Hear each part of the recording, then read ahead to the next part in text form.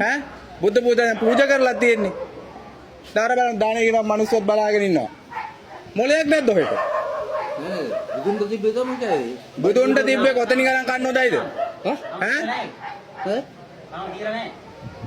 ඒ බුදුන්ට තියලා තියෙන්නේ මේ තියෙන්නේ. කාට තිබ්බේ? ඕක තීරව කොතනින් ගණන් කියලා. ඒක මං හොදලා තමයි තියන්නේ. විශ්ව උකන්න එපා මට කියලා. මේ මොන ඔය කන්නේ දැන් ඕක කන්නේ කොහමද? ඈ?